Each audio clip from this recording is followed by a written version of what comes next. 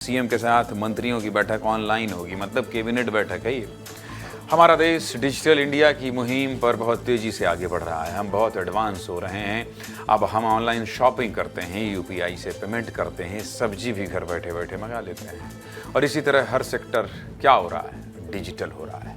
अब सब कुछ डिजिटल हो जाएगा तो मध्य प्रदेश सरकार पीछे क्यों रहेगी भाई? वो भी डिजिटल हो गई।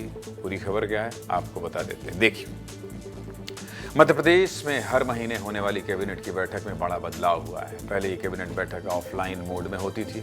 बड़ी बड़ी फाइलें होती थी, बहुत सारे दस्तावेज अधिकारियों और मंत्रियों को अपने साथ ले जाने पड़ते थे। लेकिन अब यही बैठक एडवांस तरीके से होगी। एडवांस मतलब डिजिटल। और मंगलवार को पहली बार मोहन सरकार की डिजिटल बैठक भी हुई, जिसे ई कैबिनेट नाम दिया गया। इस ई कैबिनेट के लिए प्रदेश के सभी मंत्रियों और विभाग के सचिव को टेबलेट दिए गए हैं। टेबलेट मतलब आप समझ रहे होंगे। मीटिंग में सभी को ई कैबिनेट एप्लीकेशन के बारे में प्रेजेंटेशन और ट्रेनिंग भी दी गई। ई कैबिनेट एप्लीकेशन एक ऐसा ऐप है जिसके जरिए ये मीटिंग होगी और मीटिंग का पूरा रिकॉर्ड रखा जाएगा।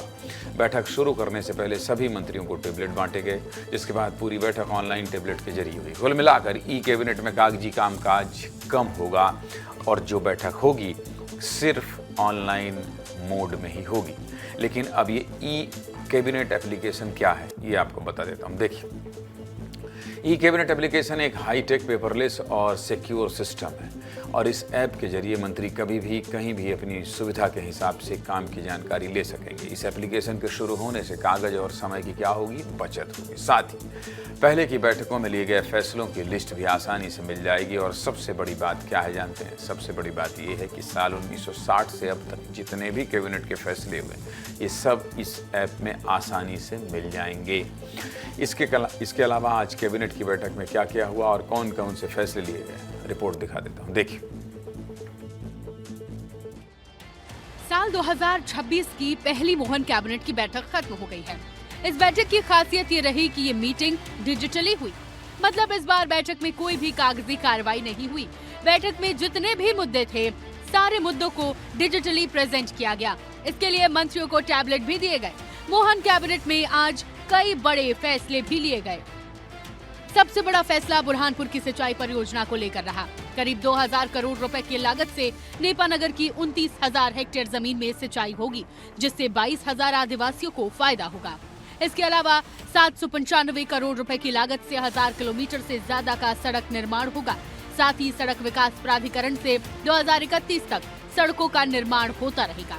और सरकारी नौकरी में 2 बच्चों की अनिवार्यता खत्म करने के लिए भी कैबिनेट में प्रस्ताव दिया गया। बैठक में और कौन कौन से फैसले लिए गए, इसको लेकर एमएसएमई मंत्री चैतन्य कुमार कश्यप ने जानकारी दी।